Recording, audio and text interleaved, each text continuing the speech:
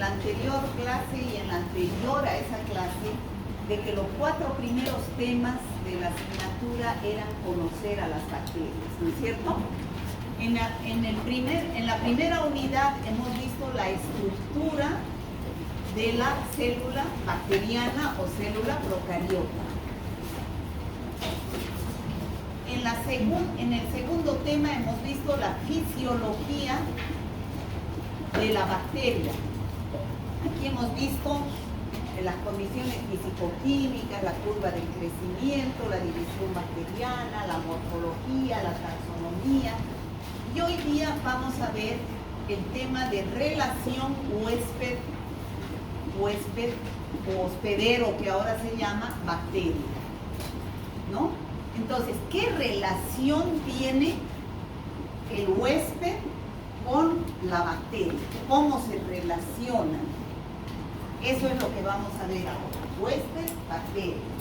Entonces, ¿cuáles son las competencias que nos hemos propuesto para esta clase? Primero, que ustedes diferencien, aprendan a diferenciar qué es una bacteria saprófita. Muchas veces hablamos es saprófito, ¿no? De una bacteria que es parásito. Que definan lo que es 3 tipos de relación que hay de la bacteria con el hospedero, que es el comensalismo, mutualismo y parasitismo. ¿Cuáles son las características de la microbiota, que anteriormente se llamaba flora normal? Y describir lo que es una infección.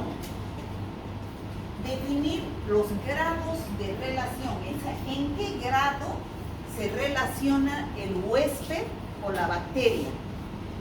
Desde lo más simple, que es la colonización, donde no hay enfermedad,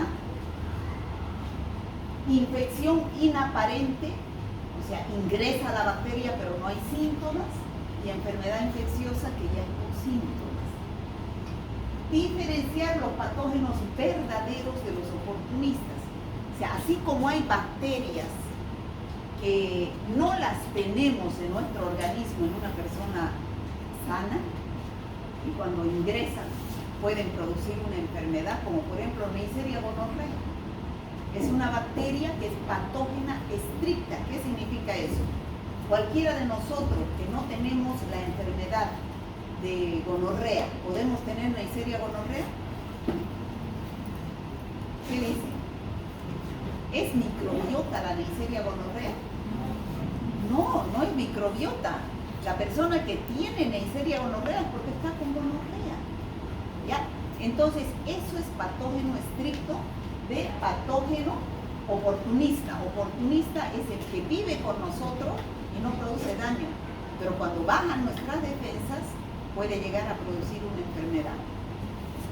Describe los factores determinantes, o sea, cómo es que una bacteria va a llegar a producir desde que ingresa al hospedero a producir una enfermedad infecciosa. Y diferencia entre una infección generalizada de una infección localizada. ¿Ya? Entonces, empezamos diciendo que desde la primera clase dijimos que las bacterias no son todas malas, ¿no es cierto? ¿Qué se llaman las bacterias malas? ¿Cuál es el término médico? Patógenas, capaces de producir enfermedad. Esas son las bacterias malas, pero ustedes ya no van a decir eso. Yo lo digo así en sentido figurado, en sentido común, para que me entiendan. Pero de ahora en adelante ustedes dicen bacterias patógenas, ¿ya? Entonces, el cuerpo sano viven 1 millón de microorganismos. O sea, ¿quiénes son el cuerpo sano? Dicen. ¿Cuáles son esos microorganismos que viven en el interior de nuestro organismo? Sobre todo en lo que está en piel y mucosas. Bacterias, virus, parásitos, hongos. Son nuestra microbiota, que es el tema de estudio esta semana en práctica, ¿no? Bueno, entonces tenemos gran cantidad de microorganismos. Debemos saber diferenciar que las bacterias crecen, son seres vivos que crecen, tanto in vitro como in vivo. ¿Todo el mundo sabe diferenciar qué es in vitro? Señorita, a ver usted la de lentes. La de lentes, no se me oculte usted. ¿Sabe qué es in vitro? ¿No? ¿Nunca ha escuchado esa palabra? ¿Nadie ha escuchado esa palabra? In vitro, ¿acaso nunca han escuchado fertilización in vitro? Nunca han escuchado eso. Una mujer no puede tener hijos si lo hacen en el laboratorio, ¿o no? Dentro de la célula. In vitro significa en el laboratorio. Eso significa in vitro. De cualquier cosa, pero en el laboratorio, no en el organismo vivo. ¿Ya? En cambio, in vivo, como está aquí la foto, es dentro del organismo vivo. Todas las bacterias, ya hemos visto en la anterior clase, ¿crecen in vitro o crecen in vivo? ¿Qué dicen? Ambas, pues, porque ambas les damos las condiciones para que crezcan las bacterias. ¿Acaso en el organismo no tenemos un pH óptimo para el crecimiento de las bacterias, una temperatura de 37 grados? ¿No tenemos nutrientes, vitaminas, minerales que sirven para que crezca esta bacteria? ¿Hay o no hay? Sí, estas bacterias viven, como la primera diapositiva, millones de microorganismos viven dentro de nosotros. ¿Por qué? Porque tiene in vivo el organismo las condiciones para que viva esas bacterias, como microbiota. Pero también esas bacterias, pueden existir bacterias patógenas que se reproduzcan in vivo, ¿no? Y produzcan enfermedades. Ahora, en el laboratorio in vitro, ¿se puede dar las condiciones para que crezcan las bacterias? Sí, se le da un pH de 7 en los medios de cultivo que tienen los nutrientes para que crezca la bacteria. Vitaminas, minerales, electrolitos, la comida de la bacteria está en el medio de cultivo que ustedes van a conocer en el laboratorio en las próximas clases. Tiene un pH adecuado, tiene una temperatura. ¿Dónde vamos a colocar esa caja de Petri para que crezca la bacteria? En una estufa de cultivo que se le va a graduar a 37 grados. Entonces, tanto in vivo como in vitro hay crecimiento de bacterias, ¿ya? Y esas bacterias están en el organismo humano bajo la forma de microbiota. Ahora, el ser humano, ya hemos dicho que tiene millones y trillones de bacterias, ¿no es cierto? ¿Hemos dicho o no?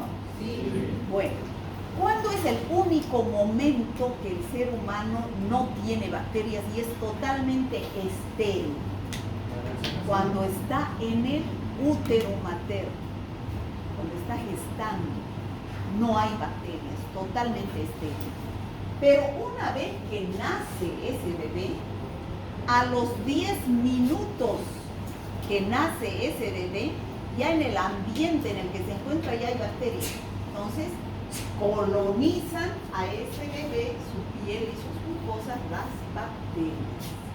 Ya, eso que les quede claro. ¿En qué parte? En piel y mucosas.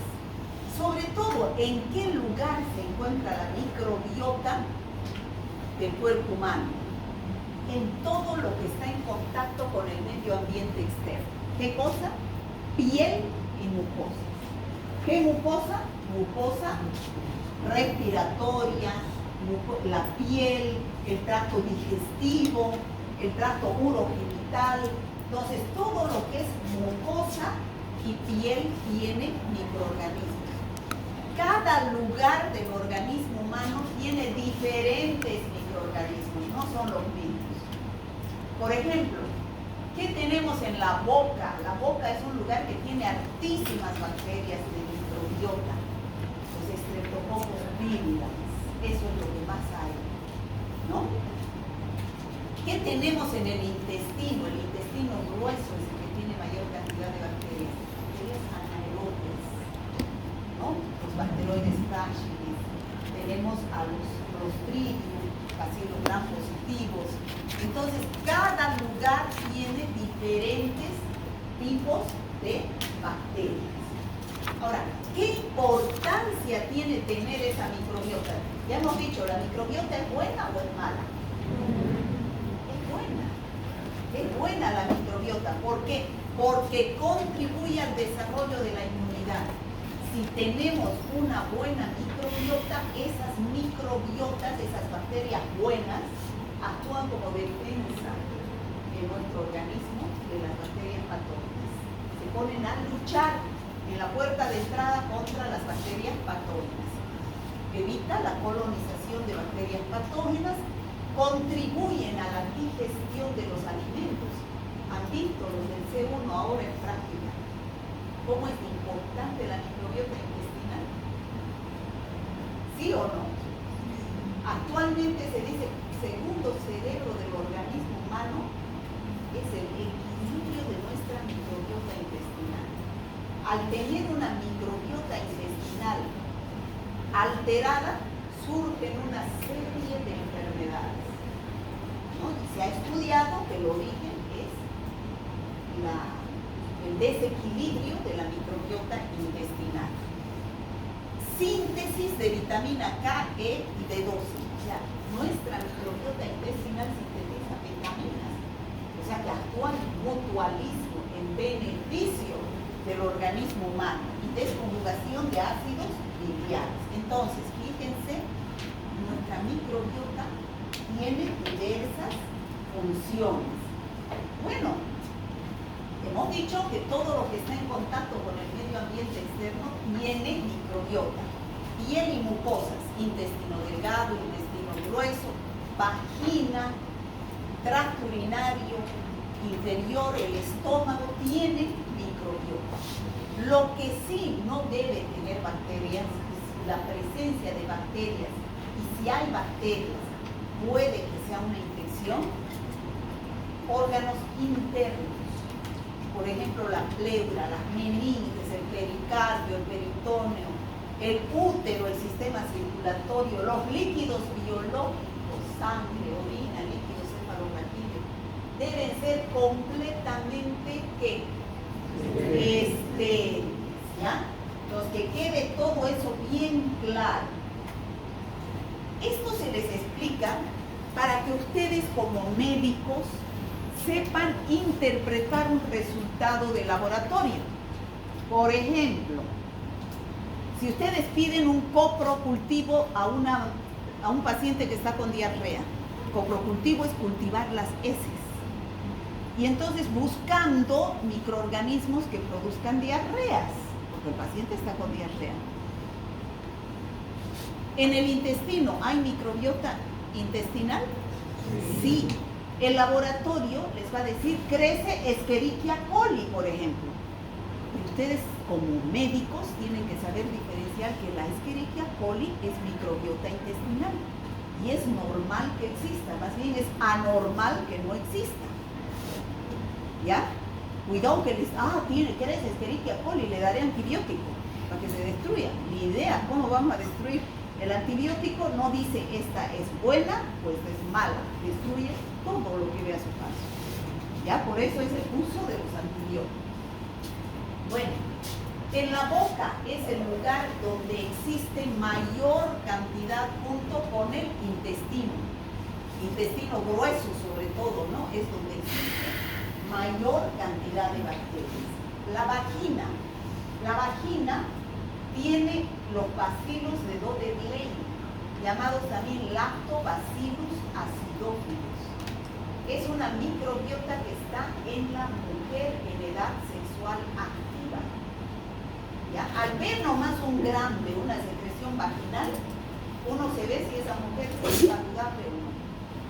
Si tiene bacilos de Dodebley, que se observan unos bacilos gram positivos así, azules, tiene buena protección. Si no se ve microbiota vaginal, esa mujer está susceptible a cualquier infección, ¿no? A que vengan microorganismos patógenos y puedan producir infección como Por ejemplo, el Streptococcus agalactiae, la cándida, cualquier microorganismo que pueda producir infección. El tracto respiratorio tiene microbiota hasta aquí, hasta la faringe. De la laringe, tráquea, bronquios, bronquiolos, pulmones, alveolos, totalmente estéril. No debe existir microorganismos. ¿Ya? ¿Y cuáles son los la microbiota del tracto respiratorio superior? Eso. El ojo, lo que está en contacto con el medio ambiente externo, debe tener microbiota, ¿no? Debe tener microbiota. Pero lo que está dentro no tiene que tener microbiota, debe ser totalmente estéril. Entonces, si vemos que existen microorganismos en nuestro organismo, en diferentes partes de nuestro organismo, esos microorganismos deberían estar en completo equilibrio con el huésped. Si entra en desequilibrio, si crece esa microbiota, pesa más, se va a producir una enfermedad infecciosa. ¿Ya? Eso es importante. Ahora, hemos dicho en los objetivos que ustedes han entendido lo que es la microbiota. Entonces, en los objetivos también dijimos que tendrían que diferenciar entre bacteria saprófita y bacteria parásita. ¿Qué es una bacteria saprófita? Saprófita es todo lo que vive en el medio ambiente externo. Son bacterias que viven en el agua, en la tierra, en el aire, pero no ingresan al organismo humano ni a los seres vivos. No les gusta vivir dentro de los seres vivos. Esas son bacterias saprófitas. Bacterias parásitas, no parasitología de lo que estudian en parasitología, sino en el término de la palabra de lo que es parásito, ¿no? ¿Saben qué quiere decir parásito?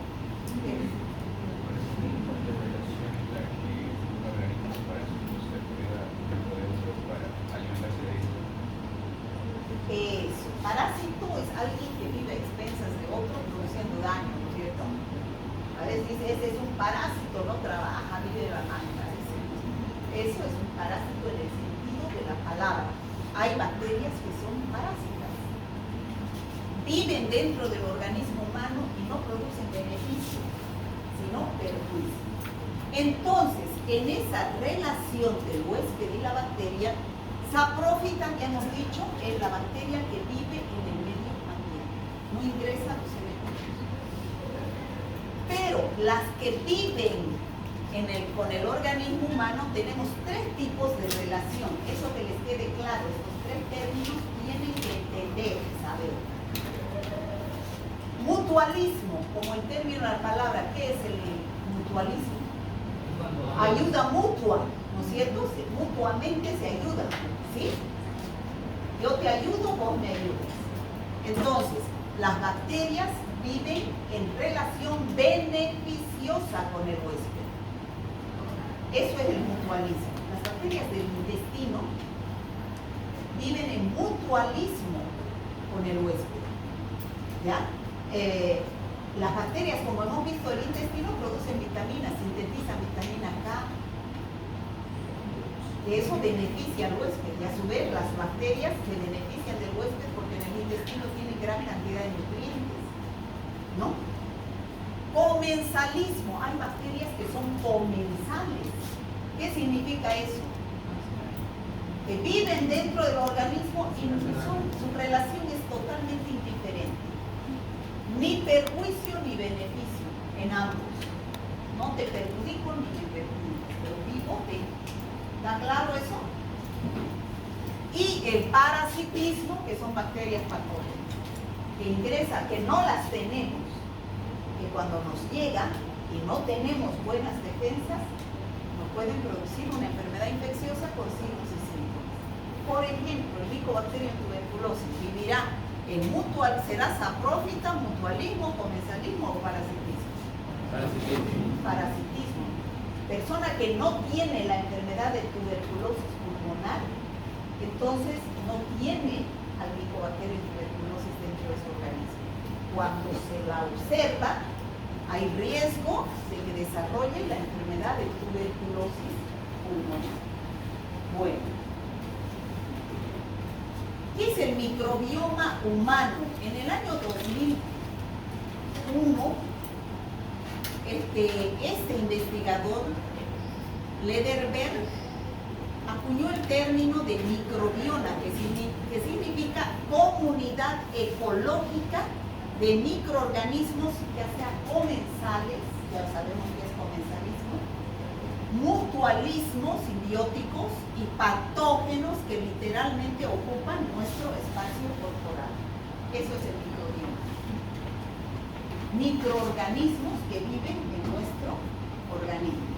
Y microbiota es la comunidad de microorganismos que reside en un nicho o ambiente ecológico determinado. Entonces, y el microbioma es conducto genómico. En otra bibliografía dice el microbioma es la comida de la microbiota. ¿Ya? Esa es la diferencia.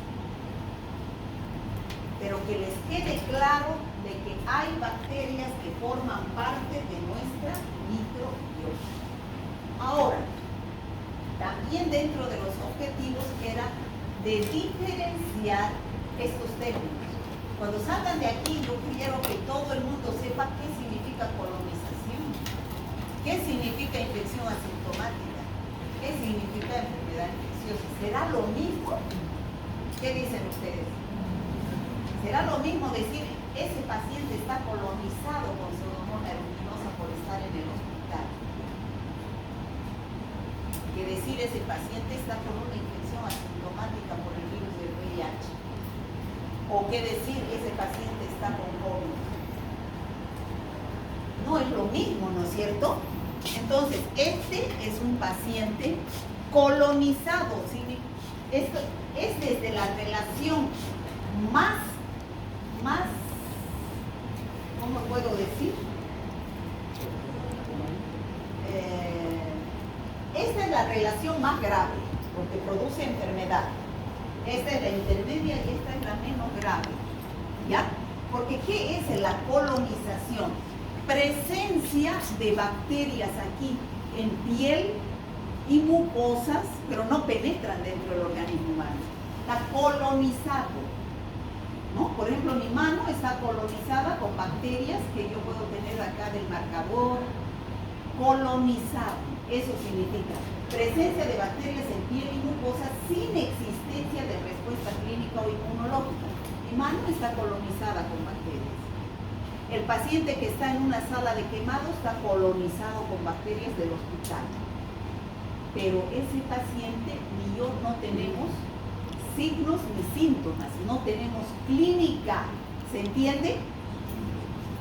No tenemos signos y síntomas, tenemos las bacterias, pero no nos producen signos ni síntomas. No hay respuesta clínica, ni tampoco inmunológica. ¿Qué significa? Clínica es signos y síntomas, eso hemos dicho en la primera clase, ¿no es cierto? Y laboratorio se refiere a la presencia de, si es de inmunología, la presencia de anticuerpos o antígenos en el caso de que fuera bacteriología, ¿no? Bueno, entonces, en la colonización, presencia de bacterias en la piel y mucosas, pero no hay respuesta clínica ni inmunológica porque el paciente no ingresó, la bacteria no ingresó. En cambio, cuando la bacteria ingresa dentro del organismo humano, produce una infección. Ya el ingreso de las bacterias dentro del organismo humano ya es una infección. ¿Por dónde ingresan las bacterias al organismo humano? Hay varias vías de ingreso. Uno es la boca, a eso se llama vía oral. Cuando yo me como una hamburguesa contaminada con bacterias. La vía aérea, cuando yo respiro aire contaminado. Está tosiendo una persona a mi lado, entonces por vía aérea ingresan las bacterias. bacterias. Por vía conjuntival, cuando ingresa a través de la conjuntiva del ojo, ¿no? Por eso es que en cirugía usan lentes para que no haya salpicadura de material infeccioso durante la cirugía. Puede ingresar a través de una herida que yo me hago, como el tétano, ¿no es cierto?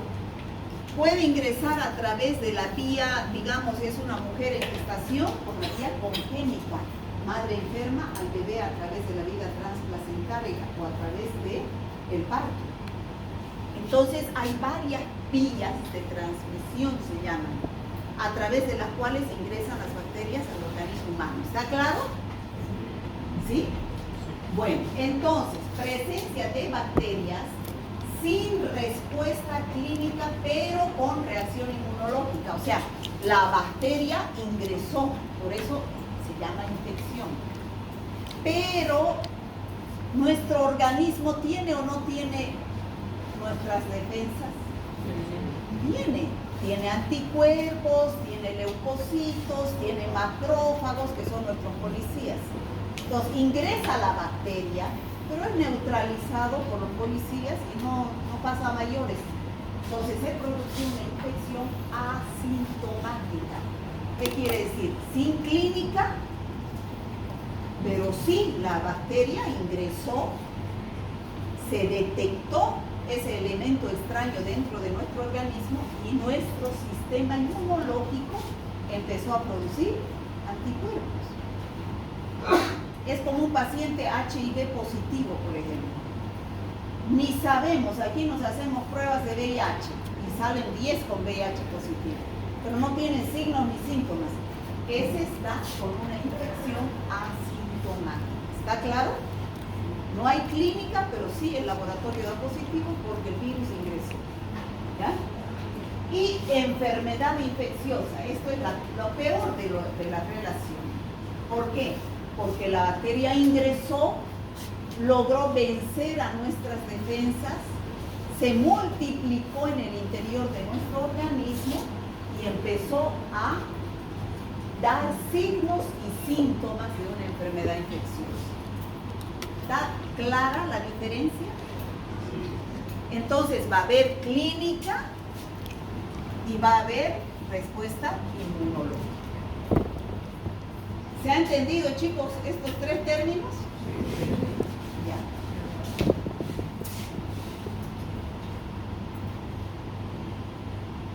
Así, por ejemplo, ese niño está colonizado en su piel y mucosas con bacterias.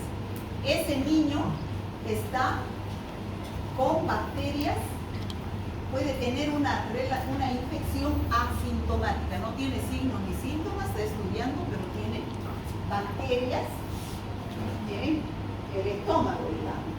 Y este paciente tiene una enfermedad infecciosa, tiene signos y síntomas, ¿ya?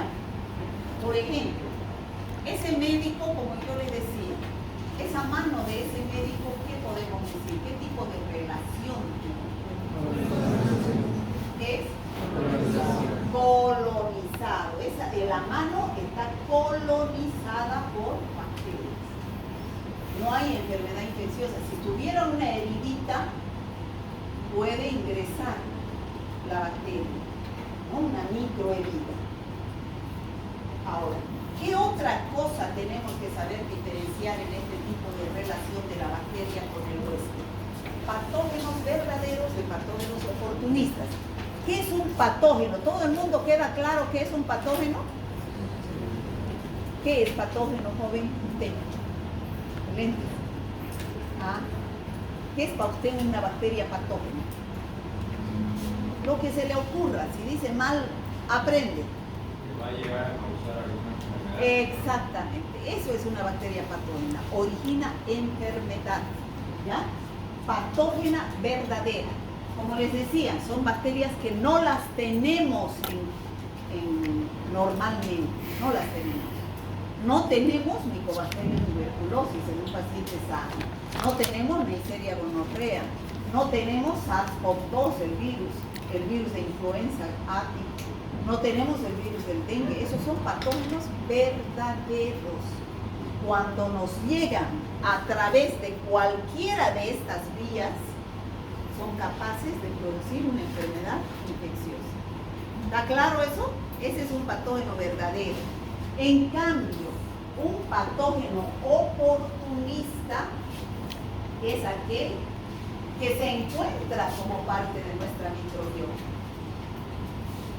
Se encuentra como parte de nuestra microbiota. Por ejemplo, Candida albicans es un hongo que en algunas mujeres forma parte de su microbiota vaginal en pequeña cantidad, sin producir secreción vaginal, sin producir infección. Pero cuando esa mujer bajan sus defensas, como por ejemplo en el embarazo, hay cambios hormonales, esa cándida puede proliferar, se aprovecha de esa oportunidad de baja de defensas, prolifera y puede producir signos, sintomatología clínica, secreción vaginal. ¿Está claro eso? Entonces, ¿qué es un patógeno oportunista? Son bacterias que viven dentro de nuestra microbiota. Si nuestras defensas están bien, no produce nada. Pero si nuestras defensas caen, puede llegar a aprovecharse esa oportunidad, por eso se dice oportunistas, puede aprovechar esa oportunidad y producir una infección. De ahí vamos a aprender dos términos. Inmunodeprimido, ¿qué significa? Defensas bajas. Inmunocompetente, defensas normales. ¿Ya? Un inmunodeprimido es aquel que puede agarrarse cualquier enfermedad. Y hay varias causas de inmunodepresión, ¿no es cierto? Hay causas tóxicas, por ejemplo, el alcohol, la drogadicción, el cigarro, son sustancias tóxicas que producen inmunodepresión. Hay enfermedades, causas patológicas que producen inmunodepresión. Por ejemplo, el cáncer, la diabetes, el lupus eritematoso. Entonces son enfermedades que producen defensas bajas. ¿Ya? Un diabético está expuesto a cualquier infección. Un paciente con cáncer, los quimioterápicos, o sea, hay medicamentos que producen inmunodepresión, los quimioterápicos. Los antineoplásicos, que son para pacientes con cáncer, pueden tratar el cáncer, pero al mismo tiempo producen inmunodepresión. Los corticoides, ¿no? Producen inmunodepresión. ¿Ya? Entonces, ¿queda claro lo que es un patógeno verdadero y un patógeno oportunista? Sí. Generalmente, ¿cuáles son los patógenos? ¿Dónde se producen esas infecciones oportunistas? En los hospitales, sobre todo en salas de terapia intensiva. Los hospitales, chicos, son lugares donde hay nido de bacterias y no son bacterias buenas, son bacterias patógenas, multiresistentes, porque los que están provienen de pacientes que han sido tratados con antibióticos diversos y han ido mutando y han adquirido resistencia. Por eso, mientras menos tiempo pueda estar un paciente en un hospital, corre menos riesgo de adquirir una infección intrahospitalaria. ¿Ya? No es bueno que los niños, por ejemplo, vayan a los hospitales. Un niño es inmunodeprimido por causa fisiológica. Fisiológica quiere decir normal, ¿no? Un niño y un anciano de la tercera edad son inmunodeprimidos por causas fisiológicas. No es uno como ustedes son inmunocompetentes. No es lo mismo que se ponga un niño al lado de una paciente con tuberculosis, que se ponga a ustedes al lado de un paciente con tuberculosis. ¿Quién tiene mayor riesgo de infectarse? El niño, por ser inmunodeprimido por causa fisiológica. ¿Qué es la infección? La infección es la entrada, o sea, ingresa la bacteria, se establece dentro de un órgano, puede vencer o puede no vencer a nuestras defensas. se multiplica en la superficie y en el interior del hueso. Eso es una infección. El paciente está infectado, pero no es lo mismo decir infección que enfermedad infecciosa. ¿Cuál es la diferencia? Infección entra, pero puede que no haya clínica. La enfermedad infecciosa entra, logra vencer nuestras defensas y se establece una enfermedad clínica. ¿Ya? Bueno, por ejemplo, hay infecciones o enfermedades infecciosas en diversas localizaciones de nuestro organismo. Que les quede claro que cuando ingresan las bacterias por vía oral, hay náuseas, vómitos y diarreas como síntomas. Es una infección gastrointestinal, ¿no? Puede haber hepatitis, ¿no? Puede haber diversas localizaciones de las infecciones. ¿Qué tiene que ocurrir para que haya un ingreso de una bacteria dentro de nuestro organismo? Tiene que existir una persona, digamos, este es un paciente y este es otro paciente. ¿Qué tiene que existir para que este se contagie? Este es el enfermo que tiene la bacteria y este es el sano. No tiene la bacteria, se llama huésped susceptible, se llama, o sea, susceptible a adquirir una infección, ¿ya? Entonces, ¿qué tiene que haber para que haya transmisión de una enfermedad? Tiene que haber la exposición al agente patógeno, o sea, yo debo estar expuesto, este paciente debe estar expuesto a un agente patógeno. Tengo que estar hablando con un paciente enfermo, si es una bacteria que ingresa por vía respiratoria, tuberculosis, neumonías, COVID, influenza, ¿no? Tengo que estar cerca de una persona que tenga el agente patógeno. Gonorrea, sífilis, debo tener relaciones sexuales con un paciente que tenga esa bacteria. Entonces, exposición al patógeno, ¿se entiende eso? Esa bacteria, una vez que ingresa al organismo humano de este paciente, digamos, por vía respiratoria, ¿qué va a suceder?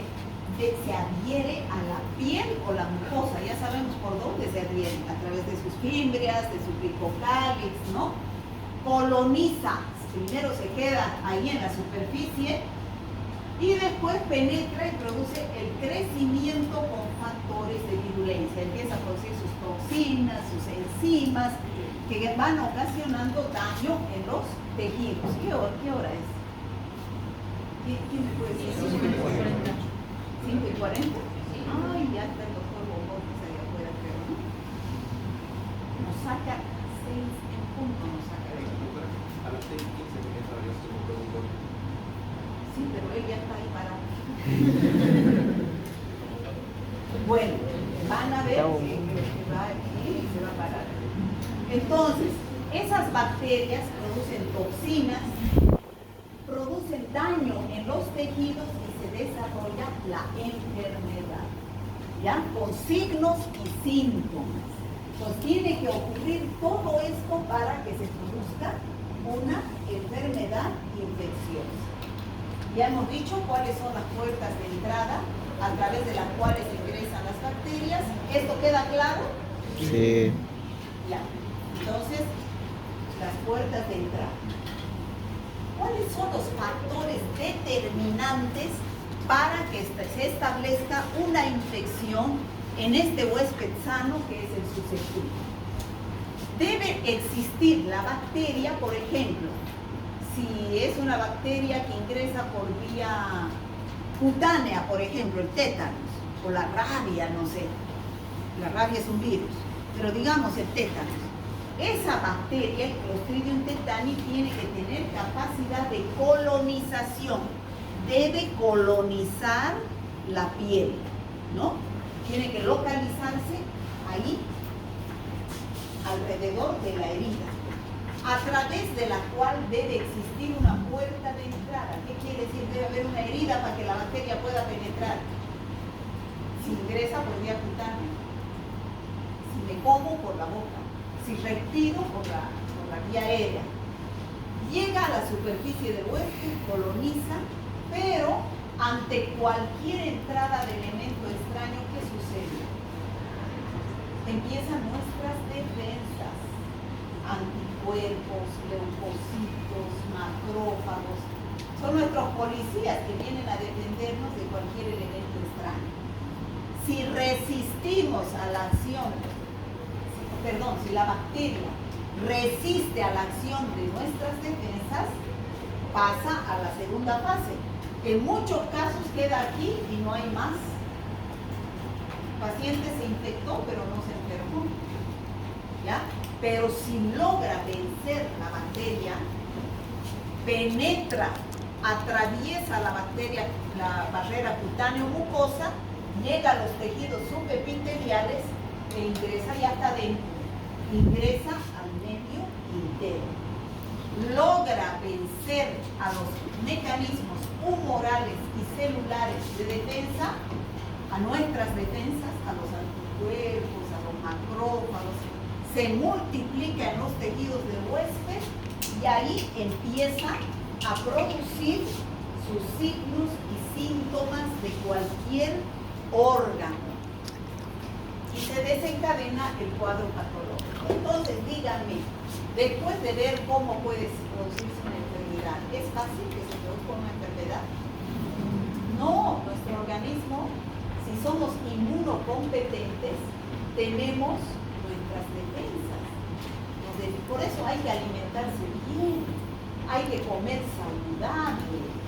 Cada día que salimos nos exponemos a millones de microorganismos en la calle, en el micro, en la universidad, en los laboratorios, en los hospitales. Entonces, si somos inmunodeprimidos, si no comemos bien, yo lo veo que desayunan soda con pan. Eso no es Coca-Cola con su pan. Ay, lo veo comer esas masas. Cómanse un huevo, chicos, cuesta lo mismo que un pan. El huevo es alimento 100% proteínas, grasa, buena, ¿no? El pan es azúcar. O sea, si tenemos buenas defensas, es difícil que se pueda producir una enfermedad infecciosa. Ahora, en todas las enfermedades, en todas las que vayamos describiendo, se desencadenan por periodos, ¿ya? Desde que ingresa la bacteria a un organismo humano, desde que ingresa hasta que se producen los signos y síntomas, tiene que transcurrir un tiempo, ¿no? Un tiempo, este es el tiempo. Y a esos periodos se llama periodo de incubación. ¿Han escuchado hablar del periodo de incubación? ¿Qué es? El periodo en el cual el microorganismo entra en lo que viene siendo el huésped y hasta que causa algún síntoma. Eso. Periodo de incubación es el tiempo que transcurre desde que un microorganismo ingresa al huésped por cualquier vía hasta que se presenta el primer síntoma. Cada bacteria, cada virus, cada parásito tiene un periodo de incubación diferente. Por ejemplo, el Staphylococcus aureus, que si yo me como una hamburguesa que esté contaminada con Staphylococcus aureus, que tiene heterotoxinas, 2 a 6 horas es su periodo de incubación. A las 2 o 3 horas ya va a empezar las náuseas, vómitos y diarrea. En cambio, si yo me como una hamburguesa con salmonela, es 18 a 36 horas el periodo de incubación. ¿Ya? Por eso es importante que ustedes pregunten qué comió, a qué hora comió. Es importante eso para que nos oriente en qué microorganismo puede ser el causante de ese daño que está produciendo en el paciente. Entonces, queda claro lo que es el periodo de incubación. Por ejemplo, en el COVID, periodo de incubación de 7 a 14 días. Por eso decían que tenemos que aislarlos 7 a 14 días, porque si no se presenta en ese periodo la enfermedad, entonces no se va a presentar más. Aislar para que en ese periodo es el periodo de incubación. Luego viene el periodo prodrómico. prodrómico se llama. ¿Cómo dice? ¿Qué es el periodo prodrómico? Ya empiezan los signos y síntomas. Periodo prodrómico. Pero esos signos y síntomas son totalmente inespecíficos. ¿Qué significa eso?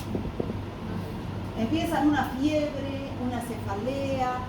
Yo no voy a decir es COVID, es dengue. Son signos inespecíficos. Cualquier enfermedad puede empezar con fiebre, con cefalea, una faringitis, puede empezar también una gripe, ¿no? Ese es el periodo prodrómico. Se presentan signos inespecíficos de una infección. No podemos decir es tal enfermedad por ese periodo, por esos signos y síntomas en ese periodo prodrómico. Recién en el periodo de estado se llama, periodo de estado, algunas enfermedades presentan signos y síntomas típicos donde yo puedo decir sí, está la enfermedad por la clínica. Por ejemplo, en el sarampión. En el periodo de estado le hago abrir la boca al paciente y se observan las manchas de Copley. Característico, digo, cantado es sarampión. ¿No? En las paperas, por ejemplo, en la parotiditis, el niño presenta las glándulas parótidas inflamadas. Es paperas. Ese es el periodo de estado de la enfermedad. ¿No? En el COVID, por ejemplo, ¿qué era patognomónico de la enfermedad? ¿Qué era? No olía y sentía el sabor. ¿No es cierto? Eso es un periodo de estado característico de una enfermedad. Bueno, y después de que ocurren los signos y síntomas, el paciente puede evolucionar de diversa forma, ¿no es cierto? O bien se recupera, a eso se llama periodo de convalecencia. Después de la enfermedad viene el periodo de recuperación o convalecencia, ¿no? De convalecencia. Entonces se recupera o bien se puede quedar con secuelas. ¿Saben lo que es secuelas? Alguna anormalidad que sea a causa de la enfermedad que ha sufrido. ¿Ya? El COVID ha dejado secuelas, ¿no es cierto?, en algunas personas. O el paciente se muere directamente, no se recupera. Entonces, esas son las etapas por las cuales evoluciona una enfermedad. ¿Está claro, chicos? Sí. Ahora, tipos de infección. También otro de los objetivos, esto ya es lo último, otro de los objetivos era que aprendan a diferenciar entre una infección generalizada y una infección localizada. ¿Qué quiere decir general? Que abarca a la mayoría, ¿no es cierto? Y local, una zona, a un solo lugar. Lo mismo sucede con las infecciones. Infección generalizada es que abarca varios órganos. Por ejemplo, la sepsis. ¿Han escuchado hablar de sepsis? Infección en la sangre. Las bacterias están circulando en sangre y a través de la sangre van a diversos órganos, ¿no? Entonces, sepsis. La hepatitis es una infección generalizada que se localiza en el hígado pero pasa a la sangre. Eso es una infección generalizada, abarca varios órganos a través de la sangre que va circulando por diversos lugares. La sepsis es la más conocida, infección generalizada. En cambio, infección localizada es aquella que se localiza en un órgano, en un sistema determinado. El resfrío. El resfrío es un virus que no pasa a la sangre. Directamente está localizado en el aparato respiratorio superior. Los síntomas que se producen son respiratorios de tos, orinofagia, disfagia, ¿no? Otro que es infección localizada, por ejemplo, la diarrea. Se localiza en el aparato gastrointestinal, no pasa a la sangre. No pasa a la sangre. Entonces, un absceso, por ejemplo, es una infección localizada a nivel de la piel, el tejido celular subcutáneo. No pasa a la sangre. La conjuntivitis es una infección localizada a nivel del ojo. La foliculitis es una infección localizada a nivel de los folículos pilosos, pero no pasa a la sangre. ¿Está claro, chicos? Bueno, entonces hemos terminado el tema. ¿Cuál es la diferencia? Estos eran los objetivos. Y los objetivos los evaluamos a través de estas preguntitas simples, ¿no? El que sienta que puede contestar esto es que sacó beneficio de la clase. Logró las competencias que nos trazamos, los objetivos. Pero el que ve que no puede contestar esto, en vano vino a clases, pues habrá venido a pensar en otra cosa, ¿no? ¿Cuál es la diferencia entre una bacteria saprófita y una bacteria parásita? A ver, La bacteria parásita, bueno, causa daño al paciente.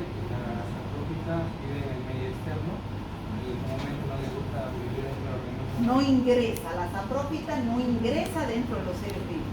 Le gusta el medio ambiente externo, el agua, la tierra, el aire. Muy bien. Y la parásita es la que ingresa al ser vivo y puede producir enfermedades. Diferencia entre comensalismo, mutualismo y parasitismo. ¿Qué es comensalismo? A ver usted. Cuando una bacteria se beneficia del huésped, pero el huésped es indiferente a la bacteria. No. Comensalismo, o sea, estamos hablando del huésped y de la bacteria. Comensalismo es cuando ambos ni les interesa. Viven juntos, pero no hay ni beneficio ni perjuicio para ambos. Hay bacterias que viven en el intestino y que no se benefician ni se perjudican, pero hay bacterias que viven en mutualismo en el intestino. Pero principalmente las bacterias del comensalismo se nutren del medio. Claro, se nutren, pero también es una relación indiferente. ¿Ya? En cambio, mutualismo es una relación donde hay beneficio mutuo.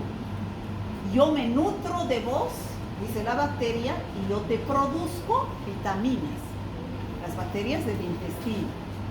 Y parasitismo, bacterias que no hay en el cuerpo humano normal, pero que pueden ingresar a través de diferentes vías y producir enfermedades infecciosas. Bueno, ¿qué más? A ver, ¿dónde se encuentra la microbiota? Intestino grueso.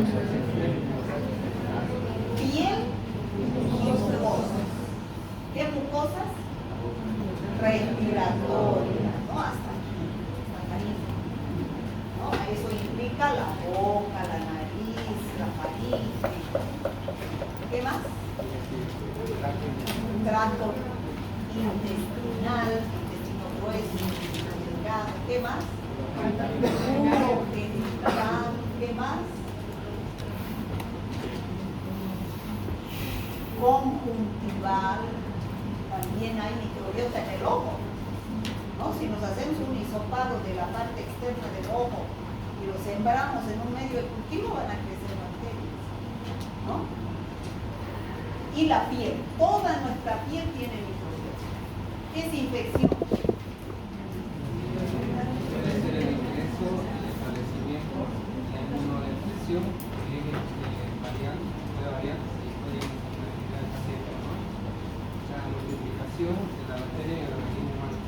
Ya, la infección, que quede claro a todos, es la entrada de una bacteria por cualquier día al organismo humano.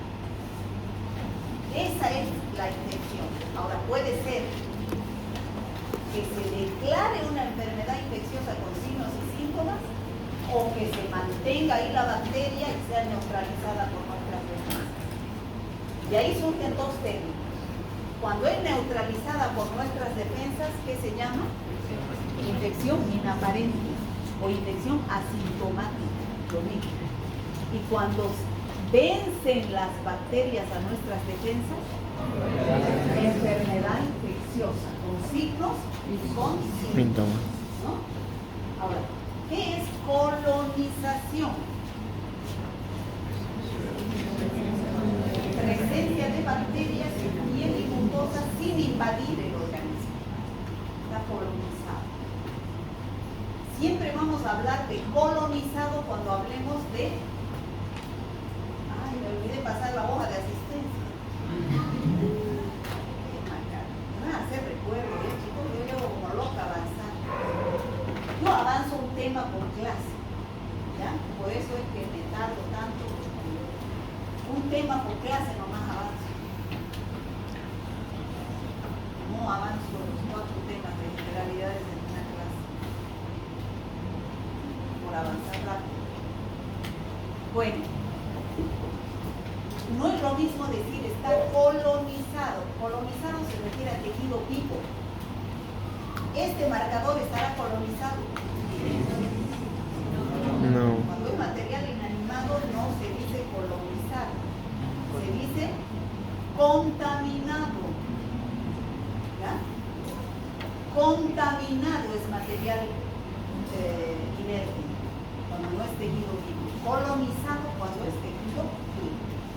Bueno, infección inaparente, ya hemos dicho, ingresa la bacteria, pero es neutralizada por nuestras defensas y no hay signos y síntomas. Y la enfermedad infecciosa es que nuestras defensas han sido vencidas por la bacteria y se desarrolla una enfermedad infecciosa con signos y síntomas. ¿Cuál es la diferencia entre un patógeno verdadero y una bacteria oportunista?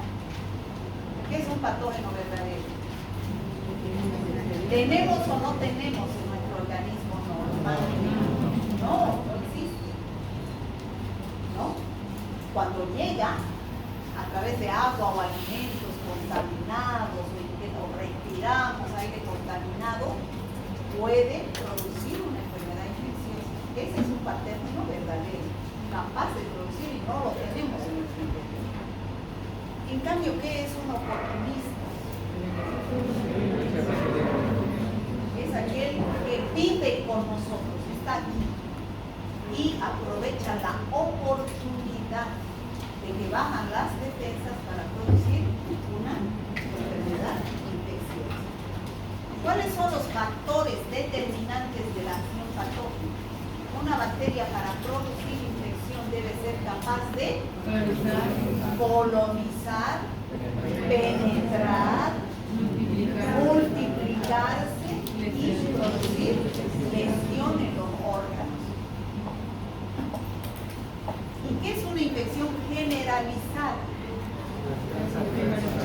La que alcanza diversos tejidos. Y una infección localizada, cuando se localiza en un determinado. Bueno, eso es, chicos, ¿qué hora es? Genética. ¿Qué significa genética bacteriana? A ver, que les quede claro, por favor. Hemos dicho que esto es facilito.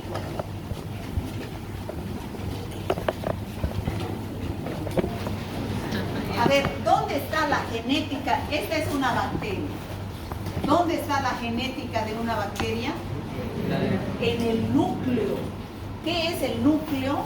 Es un filamento de ADN cromosómico que está constituido por bases púricas, adenina, guanina, citosina y pirimidínica, citosina, timina, adenina, guanina, citosina, timina. Entonces, todo lo que es genética bacteriana está en el núcleo. Entonces, en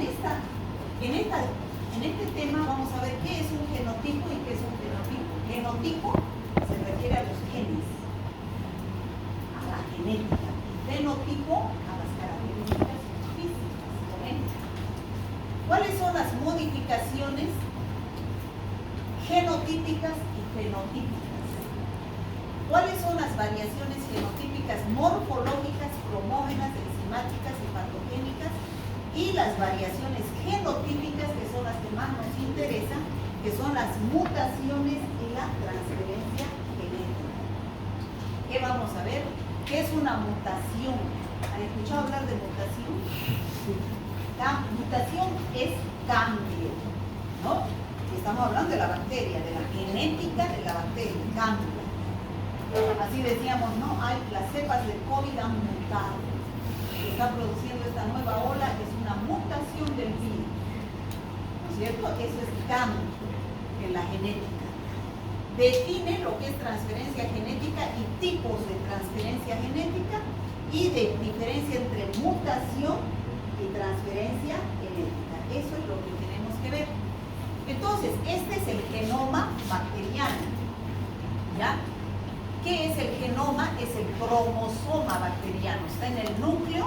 Ya dijimos que son las bases pirimidínicas, citosina, timina, y las bases úricas, adenina y guanina. Pero también existen, además del núcleo, que es un filamento de ADN cromosómico, filamento de ADN extracromosómico en algunas bacterias. ¿Qué se llamaban esos? Plásmidos, ¿no? Los plásmidos son los responsables de la resistencia a los antígenos. Entonces, aquí hay dos términos, que es genotipo y que es fenotipo. Genotipo es conjunto de caracteres genéticos de la bacteria capaz de transmitirse a su descendencia. ¿Está claro eso? Todos los genes que tiene la bacteria, al igual que el ser humano, se transmite a su descendencia porque es genética, está en el núcleo. Y el fenotipo es las características físicas, color del cabello en el ser humano. En la bacteria si tiene fibras, si tiene flagelos, ¿no? Conjunto de caracteres manifestados por la interacción del genotipo con el medio ambiente. ¿Está clara la diferencia? Ahora, la bacteria cuando recién nace, cuando esta bacteria se origina de una célula madre, esta bacteria cuando recién nace se llama bacteria salvaje. Bacteria salvaje. O sea, que se mantiene tal como ha nacido. Es una bacteria salvaje. Pero una bacteria que cambia en su genotipo es una bacteria que ha mutado, bacteria mutante. ¿No? ¿Está claro eso? ¿Sí? ¿Chicos? Ya no me están atendiendo. Entonces, en la bacteria hay variaciones fenotípicas y genotípicas. ¿Cuáles son las fenotípicas? Son reversibles. ¿Qué quiere decir? La bacteria varió en su morfología, en su pigmentación, en la producción de enzimas, en producir una enfermedad, por cambios que han habido en el medio ambiente. La bacteria cambió. Pero si esos factores que han originado su cambio vuelven nuevamente a la bacteria, son reversibles. O sea, vuelve la bacteria a ser la misma. Esas son las variaciones fenotípicas. Y no son hereditarias. Por ejemplo, una bacteria que ha perdido, por ejemplo, flagelos, por una variación fenotípica, su descendencia no es hereditaria. Puede que la que nazca con flagelos. ¿Ya? Es reversible. En cambio, la que a nosotros nos interesan son las genotípicas. Las genotípicas son irreversibles. Una bacteria que cambia su material genético ya no vuelve a ser la misma bacteria salvaje. ¿Ya? A esas son irreversibles y son hereditarias. Esta bacteria va a dar lugar a bacterias también que han mutado. Entonces, ¿cómo hay variación en la genética de la bacteria? Mediante mutaciones y mediante transferencia genética. Entonces, ¿qué será? Ahí está la bacteria salvaje con propiedades originales. Y la bacteria mutante son las que ha producido variaciones respecto a la original. ¿Está claro eso, chicos? ¿Esos dos términos está claro? Bueno. Entonces, mutaciones que les quede claro. Son cambios espontáneos, irreversibles, hereditarios de un carácter de la bacteria y no son dependientes de la incorporación de material genético de otro organismo. ¿Qué quiere decir? Esta bacteria ha mutado, ha sufrido una mutación, pero no dependiente de que otra bacteria le haya hecho cambiar, sino es porque ha habido cambios en la secuencia de sus nucleótidos que le ha hecho cambiar a la bacteria. Por ejemplo, debido a que a la presencia de mutágenos que producen ese cambio. Pueden ser radiaciones, pueden ser productos químicos que hacen que esa bacteria cambie su material genético. ¿Cómo puede cambiar esa bacteria su material genético? Por sustitución, por adición o por pérdida. ¿Cómo es por sustitución? Ese es el ADN de una bacteria, ¿ya? Así también lo vamos a ver, es el ADN que está con adenina, guanina, citosina, timina. Si nosotros vemos aquí, este nucleótido es adenina, timina, guanina, citosina, esa es la bacteria original, la bacteria salvaje. Pero por acción de mutágenos va a sufrir una alteración, digamos, a nivel de la timina, adenina. Entonces, ¿qué va a suceder? Fíjense, la timina adenina, aquí está adenina citosina. Se ha sustituido al final esa timina adenina por guanina citosina. Entonces, ¿qué ha sucedido con esta bacteria? Ha sufrido una mutación por sustitución. Se ha sustituido un par de nucleótidos por otro. ¿Será la misma bacteria entonces? No. Es otra bacteria que ha mutado diferente a la bacteria salvaje. ¿Está claro? Ahora, también dijimos, ahora es mutación por sustitución. Es cuando se sustituye un par de nucleótidos. Pero también dijimos que había mutación por adición. Se adiciona un par de nucleótidos que la bacteria salvaje no tenía. O por pérdida o de lesión, pierde un par de nucleótidos que la bacteria original tenía. ¿Está claro? Son tres formas por las cuales puede haber mutación. Por sustitución, por pérdida o por adición de pares de nucleótidos del ADN cromosómico. Pero no es por transferencia genética. Lo que más ocurre es que hay cambios de esta bacteria salvaje por transferencia genética. ¿Y qué significa transferencia genética? Que esta bacteria va a cambiar, pero porque hay otra bacteria al lado que es diferente y va a migrar genes de esta bacteria a esta y la va a hacer cambiar. Entonces, ¿cómo puede suceder esto? Por tres mecanismos: transformación, transducción y conjugación. ¿Qué significa la transformación? Tenemos aquí una bacteria salvaje con su ADN cromosómico y aquí tenemos núcleos de bacterias que se han destruido por lisis, que se han lisado en el medio extracelular. Entonces, estos núcleos de la otra bacteria pueden ir a formar parte de esta. Entonces, fragmentos de ADN liberados por lisis de otra bacteria. Por ejemplo, esta es una Klebsiella, material genético de Klebsiella, resistente a ampicilina. Esta es una Escherichia coli sensible a ampicilina. Pero si hay transferencia de estos genes a esta bacteria, esta se vuelve resistente a la ampicilina. Ha adquirido genes de resistencia por transformación, transferencia genética por transformación. Pero también, ¿cómo puede ser? Esta bacteria, Escherichia coli, esta Klebsiella, sensible a ampicilina, resistente a ampicilina. Hay transferencia de material genético de una a otra, pero porque se ponen juntas. A través de los pilis o fimbrias hay transferencia de material genético. Entonces, adquiere propiedades de la otra bacteria por conjugación. ¿Está claro? Y por último tenemos por transducción. O sea, esta bacteria es la original, la salvaje, y hay aquí virus. Los virus tienen ADN o ARN en su estructura.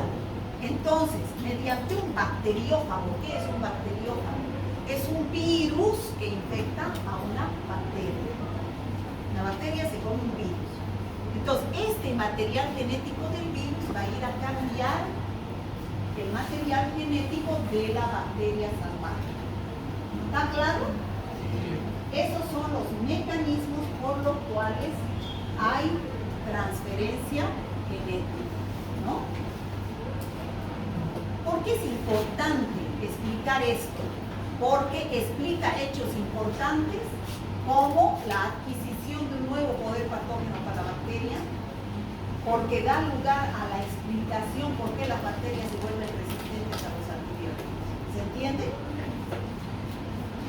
Sí. Una bacteria salvaje de Escherichia coli es sensible a ampicilina. ¿Y qué sucede si adquiere material genético de otra bacteria que es resistente? Se vuelve resistente a la ampicilina. ¿Ya? Entonces, preguntas. Esto ya es lo último. La información genética de una bacteria, ¿dónde está contenida? En el núcleo. El núcleo posee varios pares de nucleótidos que son las bases úricas, adenina, guanina y pirimidina, citosina, la enzima que enrolla el núcleo dentro del citoplasma se llama topoisomerasa. ¿Qué es fenotipo? Características físicas de la bacteria. ¿Y qué es genotipo? Características genéticas de la bacteria que están en el núcleo. Las bacterias pueden sufrir variaciones que están ligadas a condiciones ambientales. Las variaciones genotípicas pueden ser, ¿cuáles son? Mutación y transferencia genética. ¿Qué es la mutación? Cambios irreversibles, pero no dependientes de la incorporación de material genético de otro microorganismo, como es la transferencia genética, sino por la acción de mutación. ¿A qué se llama bacteria salvaje? A la que no ha recibido ningún cambio, se mantiene con las propiedades originales. Y bacteria mutante es la que ha sufrido cambios. ¿Cuáles son los tipos por los que una bacteria puede mutar? Sustitución, adición y pérdida de nucleótidos. Y tipos de transferencia genética, mutación y ¿cuál? Transferencia genética, que son transformación, transducción y conjugación. ¿Está claro, chicos? Sí. Bueno.